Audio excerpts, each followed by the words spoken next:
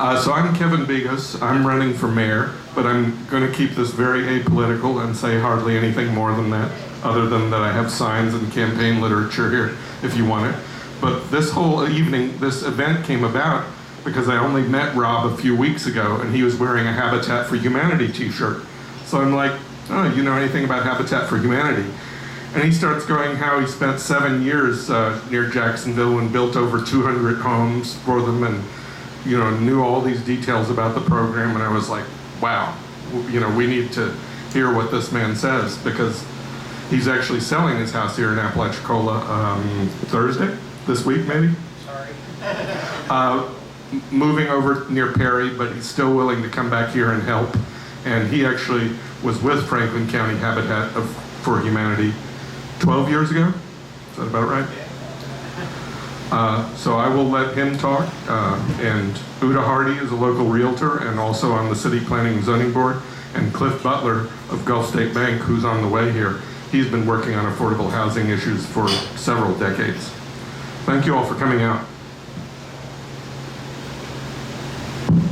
Hi everybody, my name is Rob.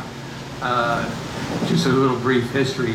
Back, I believe in 1996, when we started the Franklin County Habitat, I was on the board of directors, and I was also in charge of all the construction at that point in time. My background is I am a certified state general contractor, and I was also with the Forgotten Coast Builders Association as the board of directors and as vice president and president for a while. I believe, and I have lived here for 25 years, that there is a very, very great need for affordable housing here. We have ignored, and in the past I've written letters about this. We need to take care of our graduating students so they don't leave. We need to take care of our retired people so they can continue to live here. We all love this town for various reasons. Like I said, I've lived here for 25 years, and I moved from New Orleans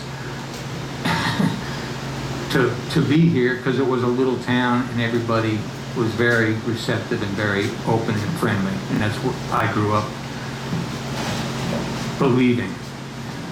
Anyway, several years ago, after we started the Habitat here,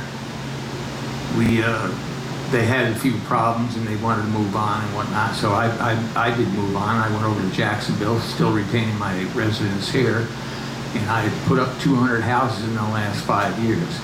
And most of our houses over there, the average income is comparable to here, and they're paying $525 a month for a 3-bedroom, 2-bath house with insurance, and everything's included except for their utilities.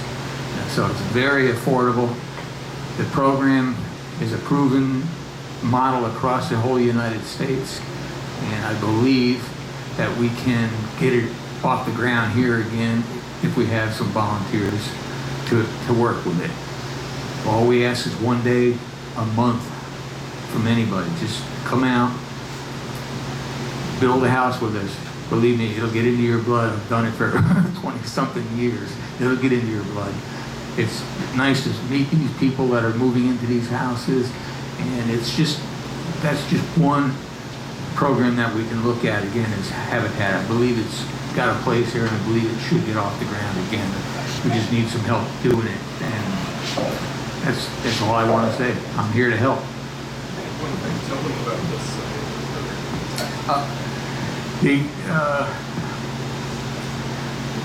There's a program that hasn't been taken advantage of. Cliff Butler and myself tried a couple of years ago to get it off the ground here.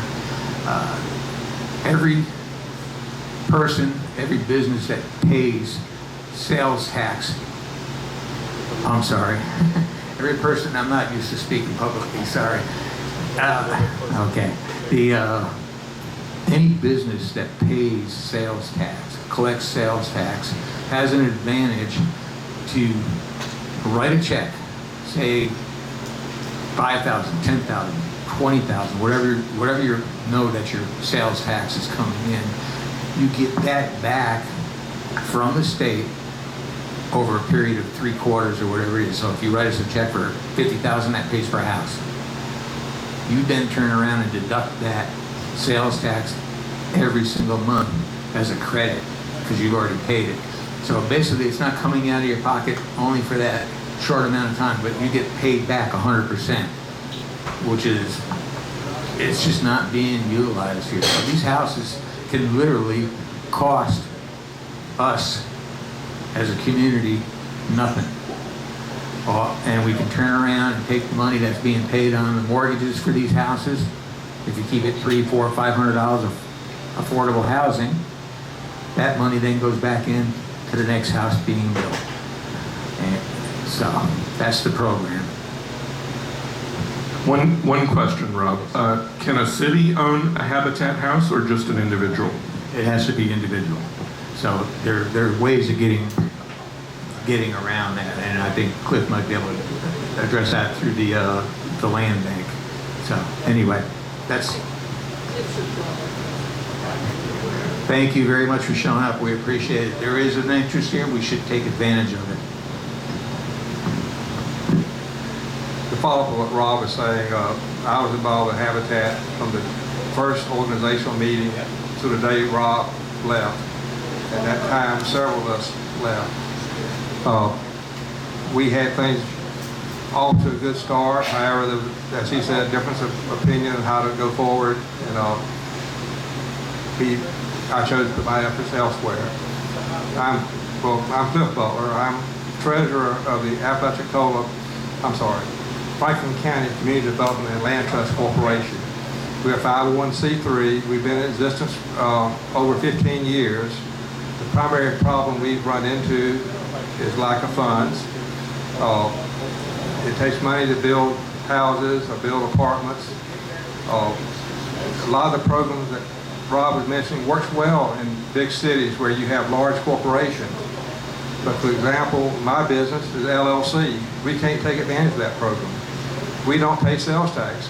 So many things, these programs are great in big cities where have big corporations, but we have got to find a way to get the businesses that could participate involved. I posted something on our website today, and will be posted tonight, on another concept of maybe getting people to donate the use of a building while they still own it for affordable housing. At the end of a certain period of time, they get the building back, or as in this article I will pass out, the owner of the building donated to a nonprofit. What I've run into down here is with the land trust is finding a qualified buyer, a qualified property, and a qualified lender at the same time. That is one problem. Too many people here have credit problems that we may spend a year or more trying to correct the credit problem when they qualify for a home loan. Zoning, for example, we can't have multifamily in very many places. Now, I will say, I started something with Cindy Clark, the city planner, and then we got Ron Nally involved, and they're looking at things right now. In fact, there's a working group that's been meeting almost monthly for several months now, and the group keeps getting bigger and bigger.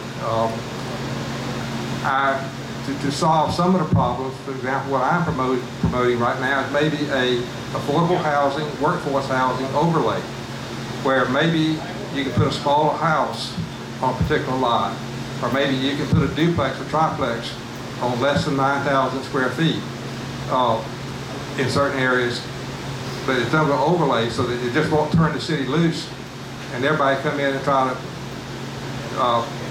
take advantage of it. Because that's been the problem, is if you give an inch, well, they take a mile. And there's enough problem right now with different building projects going on that if you can keep it in the nonprofit side, you can solve some of those problems, whether it's Habitat or it's Land Trust or another organization. The county, for example, I think it requires 5 acres to have multifamily. You can't put a duplex or quadruplex on 5 acres. It's not economically feasible. So I think a lot of the problem is working with the governmental units, and that's why I've offered to talk to anybody running for office to start trying to get the conversation going on affordable housing. Well, it's Uta Hardy, and I already have a couple of questions. But about me, I moved to Franklin County 2002. We built a house on Avenue G and 6th Street, which was on the hill in 2010, and Tamara was the only neighbor that I knew at that time. I fell in love living there, and this is a wonderful neighborhood. In the meantime, we have many other people who moved to this particular part. I'm a broker. I've been a broker since 2004, and I focus very much on kind of helping people, consulting people. And in preparation for today, and of course for my buyers and sellers, I think I would like to let you know that the houses in Apalachicola that sold from January 1st to today were about like 10 houses, and none of those was more expensive than 400,000. I mean, the most expensive was 380. And under contract or pending right now is the same, nothing more than 400,000. So that means, and most of these buyers are not from town, they're from out of town. So they're basically picking up the more or less affordable houses. The second point I want to make is I'm on planning and zoning, and we have this discussion about Denton Cove, which I assume none of us really likes. And I want to make sure that we do not talk about something like Denton Cove or like other Section 8 housings, because we have those, they're very well maintained, and they're just pretty easy to get in there at this point. I would like to stress that we need houses for people that work here with an average income of $50,000, which is very difficult, and finding a bank to finance this, very difficult. So my point is actually, and this is a question I have to you, would it be possible to get lots and have a bank finance the person to just build the house on the lot that is still owned by the city or a corporation, so that the people only have to finance the house? Is it necessary that the people also own the lot? It is possible. The land trust model is basically the land trust owns the lot, and they issue a long-term 99-year lease to the homeowner who builds a house on it. Typically what would happen is maybe a house would be built, then you would sell it to a prospective buyer. Our land trust owns a couple of lots here in Appalachia right now. We're working on several things where maybe more property will be donated to the land trust. But even with the land trust model, there's a small rental fee paid to the land trust because we have to have insurance, we have to pay certain expenses. But it is a way to hold down the cost. But the problem we're running into right now is the cost of building is to the point. I've been talking to the Little Custom Homes folks who set up a lot in East Point right now. To get a 1,000 square foot house, 2 bedrooms, is about $109,000 for the basic, and that's the nonprofit price. That's not the open market price. If you convert it to 3 bedrooms, it's $119,000. Then you got water and sewer fees. Then you got lot clearing.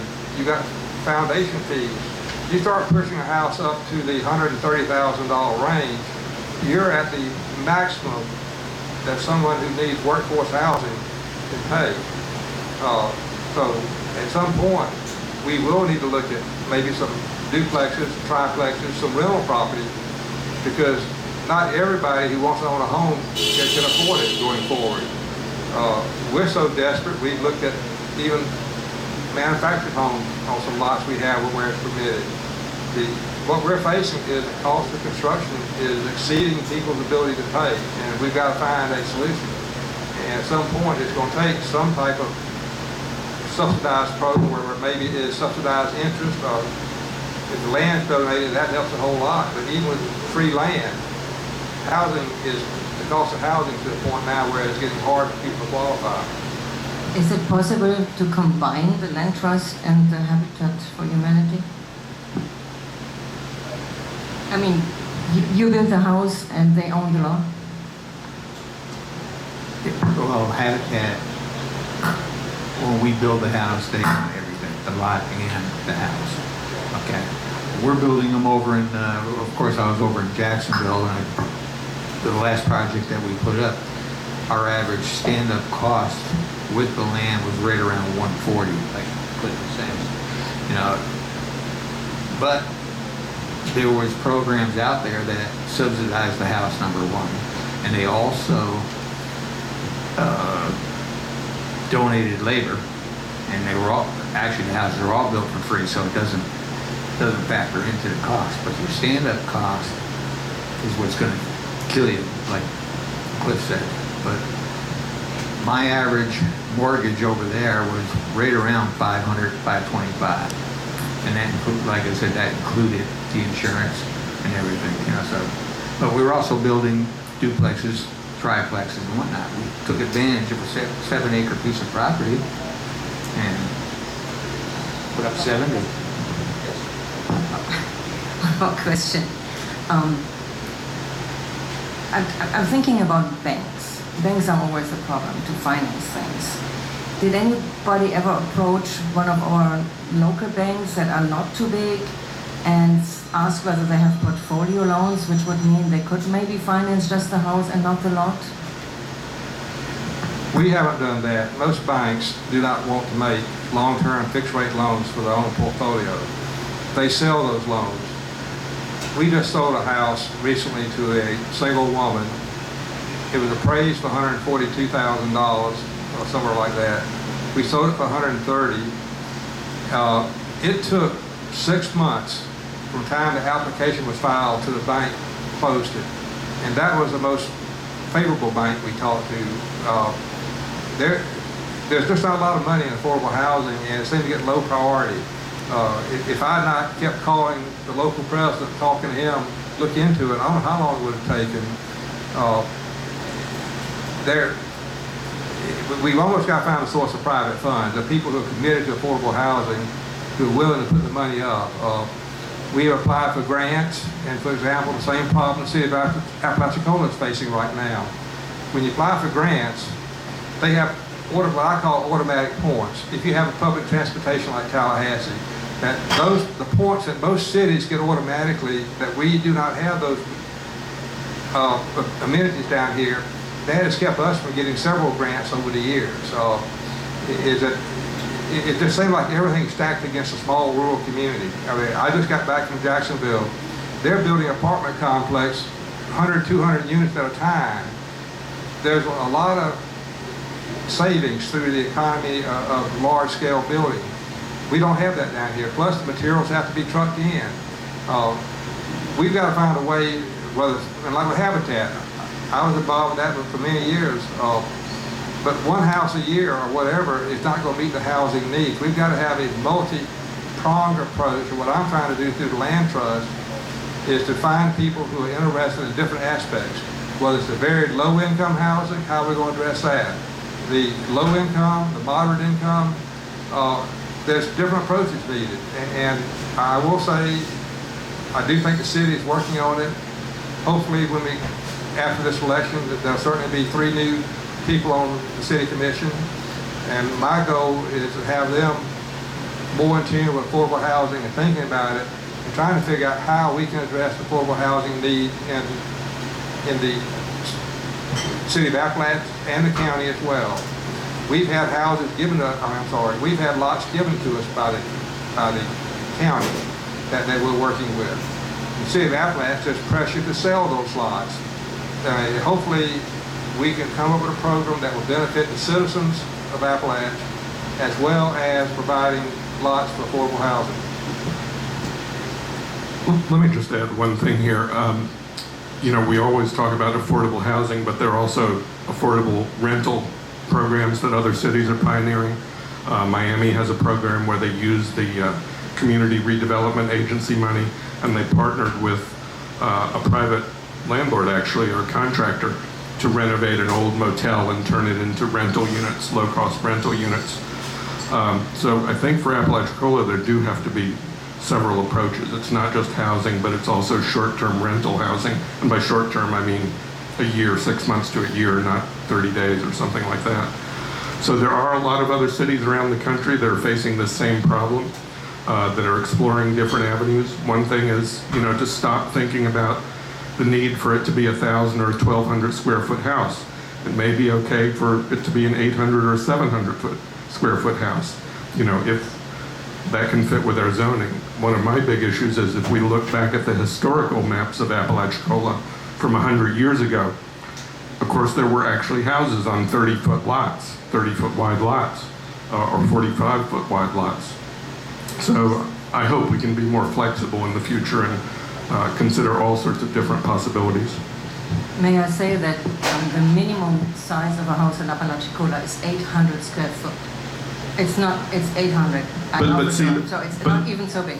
But see, that's where I think we get stuck, is we're locked into this rule or ordinance that has nothing to do with the historical reality of what this town was. So, but let me finish, because we have this happening more and more where people say, oh, historical Apalachicola was this or this, or it can't be less than 800 square feet, when we know for a fact that there were houses less than 800 square feet in the past.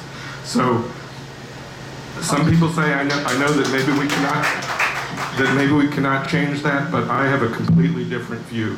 It may be difficult to change it, but Apalachicola has changed dramatically over the last 100 years, and even the last 10 or 20 or 30.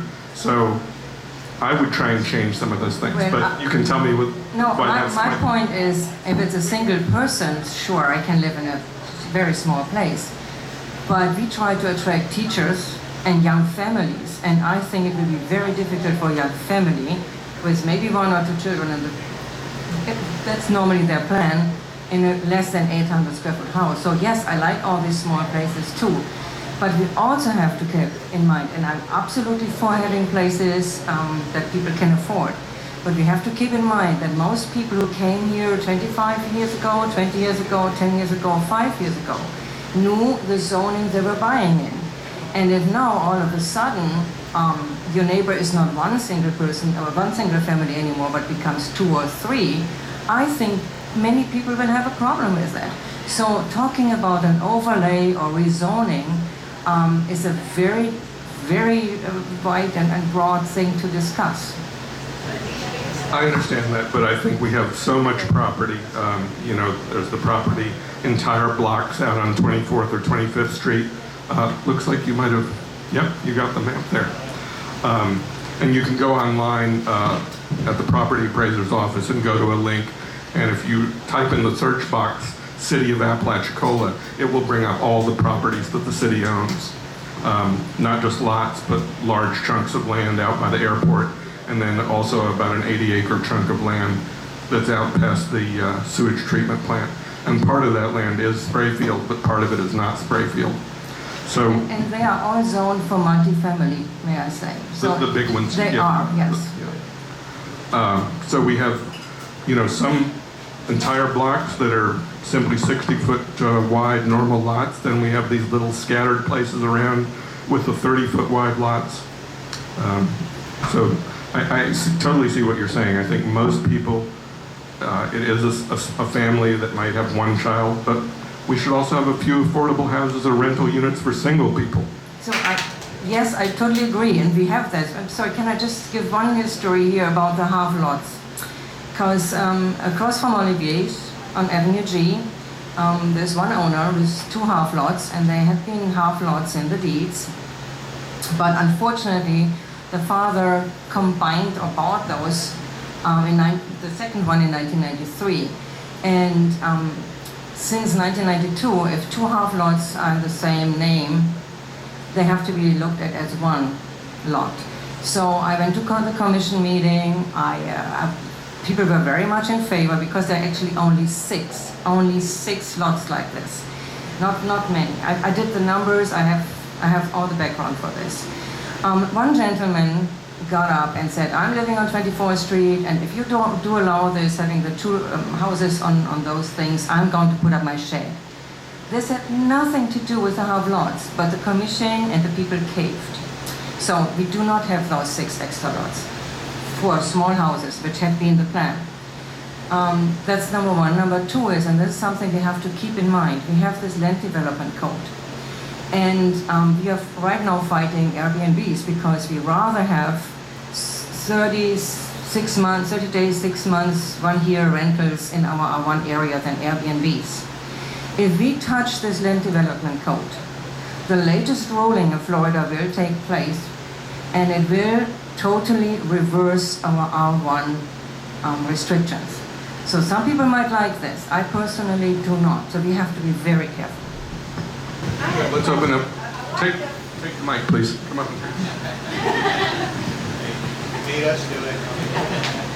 I like the idea of affordable housing a lot, but I really am interested in the rental because I think if we're going to become a tourist industry, we're going to have 20-something-year-olds that may not be ready for a home ownership, but they need a place to rent. And, you know, I've not been here long, so I don't know what I'm talking about, and that's why I'm asking questions. But I see a lot of places downtown that upstairs are empty, completely empty. Is there any way we could offer incentives or something to people to offer that to people who work downtown? If there's just some way we could get, I just want to see rent for the workers that are going to be here. Because I don't think, if we don't have 20-something-year-olds to live here, we're not going to exist. And they're not all going to be ready for homes to own. I would say in general, the city is facing such a cash crunch that, and a lot of those places that look empty actually get rented out a fair amount, and, you know, especially during high season. So, but to me, that might be a tough angle, I think. Are there vacations mainly? Yep, my sister has stayed in them when she visits here, rented on Airbnb or VRBO. Yeah, some in the commercial area, you can rent them for 2 or 3 or 4 nights. Okay, I'm a business owner. I did like the idea of writing off the sales tax. I really like that a lot. Our financing when we bought the building heavily depended on the upstairs rental income. I would really like to have a long-term renter there. I would love it. It just doesn't pay as much as I need. So yes, if somebody would share the cost with us, it doesn't have to be a lot, just some. By donations or something, if we would get something like this in this town, I would be one of the first people to definitely do a long-term rental.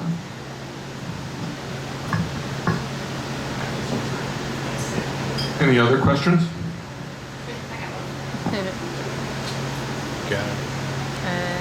Along those same lines, I noticed at a planning and zoning meeting, so this is great to have Uta here for this, that one of the people approaching planning and zoning for permitting was trying to get living quarters above a storage space, and it was denied. That's not something that's allowed in our current zoning.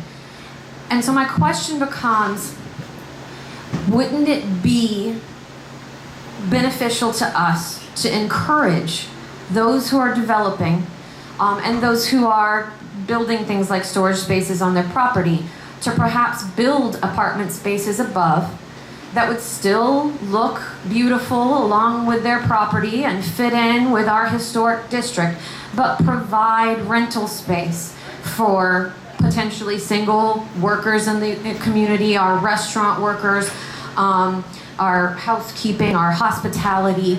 And is there a way to change that perhaps in our ordinances, and maybe also then to further encourage that it be long-term as opposed to an Airbnb, because I think that's what we all see most of the time when we're seeing these types of things develop. It's more appealing to get that larger amount of money from an Airbnb short-term rental. Is there maybe some ordinance writing or changing that we could do to then continue to support or encourage that to be a minimum of a 6-month lease?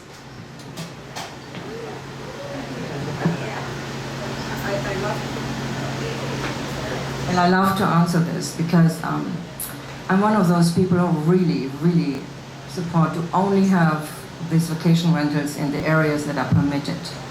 We have still so many single residences where the people rent out the studios or the little grandmother or whatever. And they say, oh, it helps to pay my mortgage, or it helps pay my property taxes, which is, I don't believe this argument. I mean, you buy something, if it's not in the commercial area, you know what you're doing.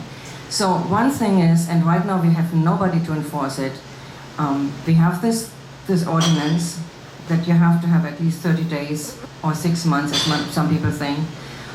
If we had somebody to enforce this, to reinforce this, we actually put up fines for these people, and I think if these people would be fined and this money would go towards affordable housing, would be fine with me. The problem is really that we have so many people that rather have the $300 on a weekend than $800 in a month. And we can't do anything about that. And it would mean rezoning to have R2 with the garage apartments, and it might look nice. I mean, not opposed to it, but it would mean rezoning, and that's a totally different animal. But yeah, I think for one thing, we have to make sure that the people who rent out in the R1 areas rent longer. And I'm all for policing this, sorry, especially with my accent. Going back to the minimum square footage, for example, right now, we're looking to the possibility of putting a custom small home on a lot in Carabel. They have a 600 square foot minimum. There's a 640 square foot little tiny home. There's a 960, which basically is put in Appalachia. You've got to put 960 square feet where there's a minimum of 800, or you go to 1,000 in the county. I understand where Uter's coming from, and I've always said Franklin County has made, in many cases, the right decision for the wrong reason. And when you've done that, you can't go back and make changes that would be very beneficial going forward because of old rules that are still in place that would impact us. What I would be wondering about is, and I know City Planner, City Clerk is looking into it, is maybe on the 30-foot lots we have in Greater Appalachia, could you have, instead of 6,000 square foot minimum lot size, could you go to 3,000 square foot minimum size with a smaller house in that part of town and not allow it on the R1 60 by 100 foot lots? But, you know, there's things got to be looked into, but I'm afraid what Ms. Hardy just brought up, there's ramifications when we change things that may prohibit good decisions being made going forward because of the negative impact of it. That certainly it's a problem all over the country right now.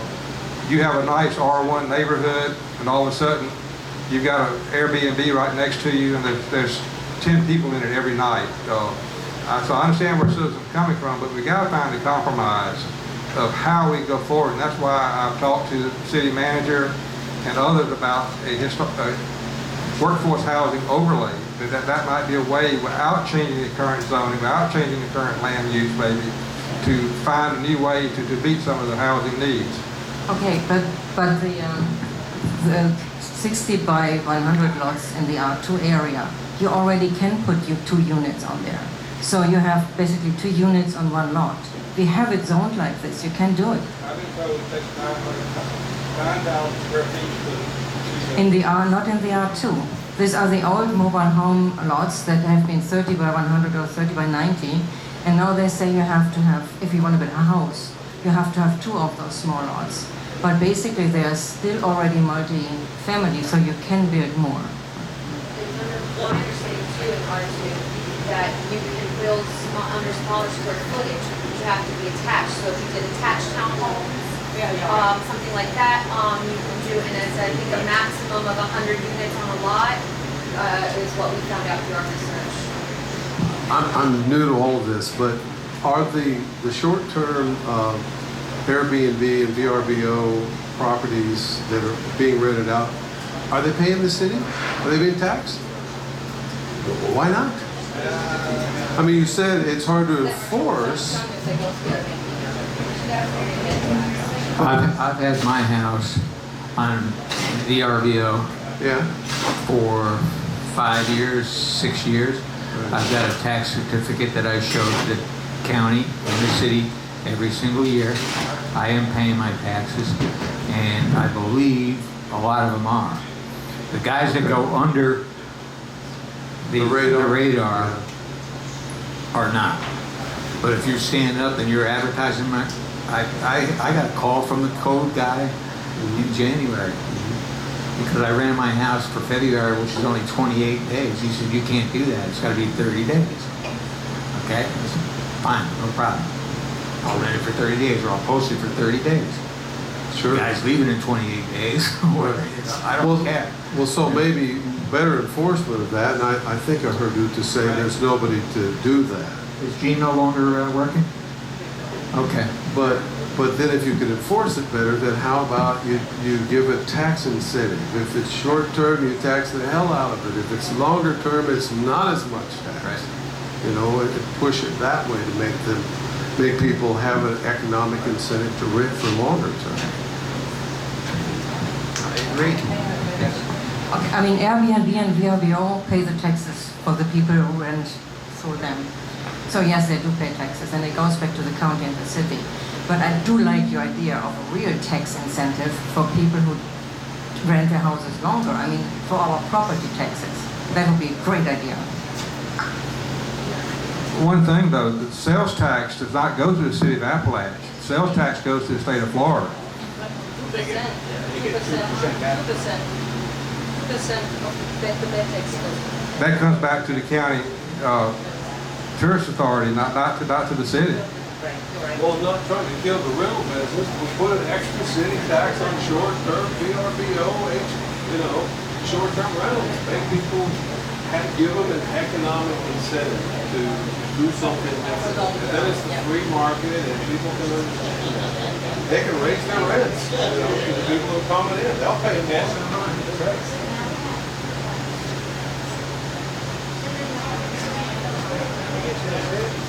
Any other questions?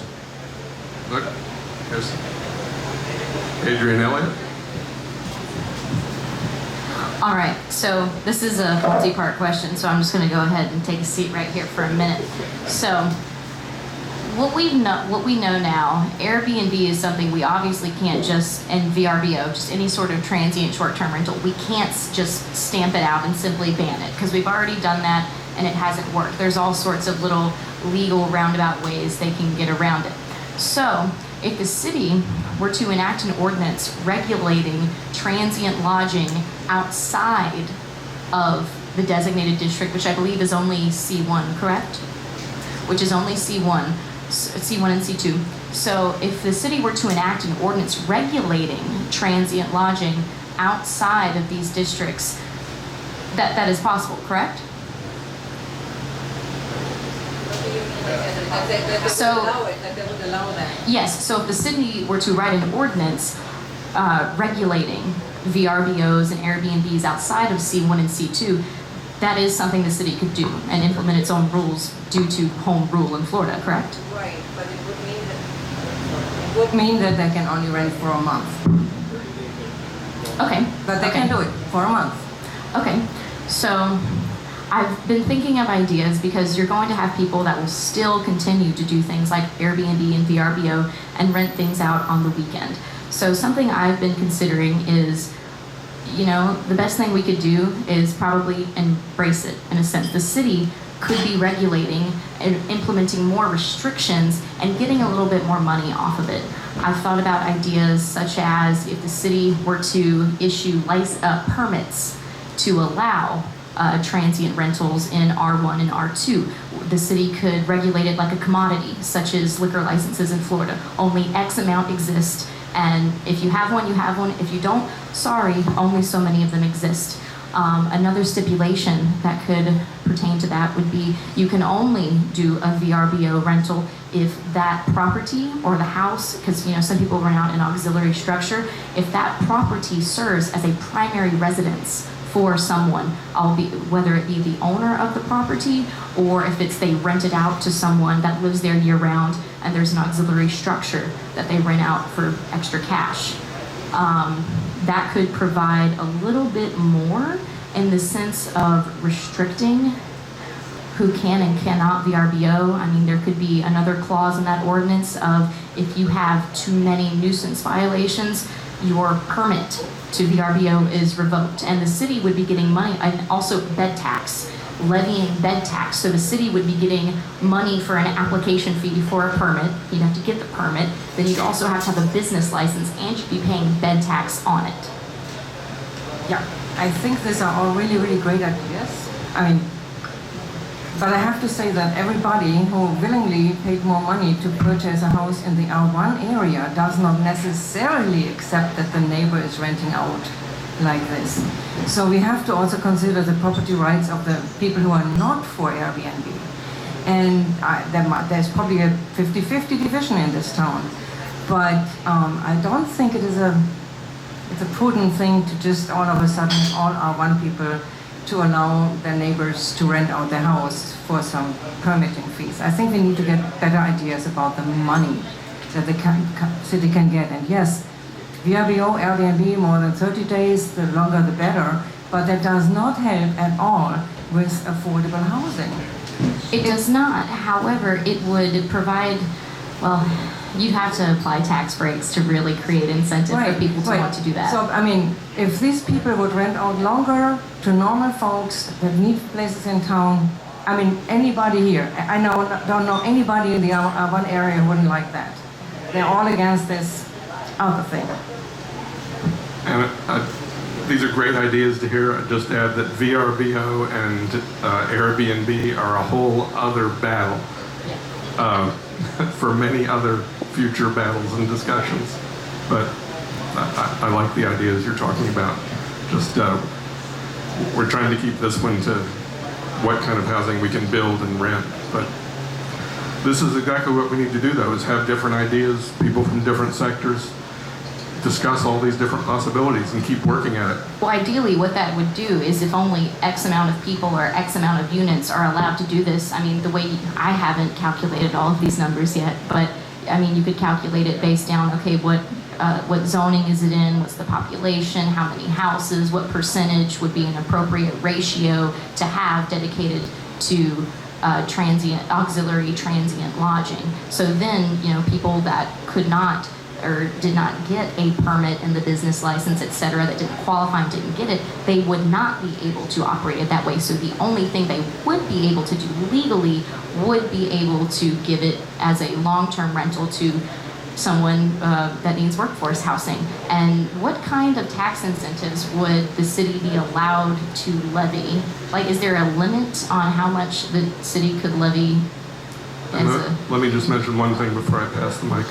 You know, there might be different neighborhoods that are more amenable to some of the ideas you're suggesting. Some places might want to become a neighborhood where there's that transient housing where people could make extra income. You know, we wouldn't know unless we asked. I have no answer to the text. I mean, that's something we should bring. The idea with the tax break is really great. And I think that's something that our new commissioners and mayors should, and all of us should brainstorm about. Because this is really a great idea. Where everybody probably could benefit and profit, and we could get rental places for people that need it here, and not just vacationers. My only thought on the whole thing is that if we have these VBR, whatever, VRBO, and we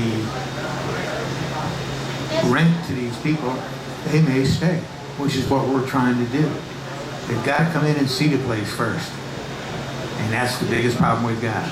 We're changing our industry from fishing to tourism. We all know that. But we also know that we have to have a place for them to stay. And that's what we're all trying to get to. Once we get them in, hopefully we can keep them. That's what... From what I've seen, no one wants to leave once they get here. Thank you for your great. We have teachers every year who are leaving because they cannot find decent housing. So everybody that comes here may love to stay here, but they can't afford to stay here because they can't find decent housing. Well, thank you all for coming. Feel free to come up and talk to any of us individually. This will be posted online within a couple of days. And hopefully this is just the start of a discussion, both with everybody here and what the city is doing and what Rob or Cliff have done for years. Thank you for coming.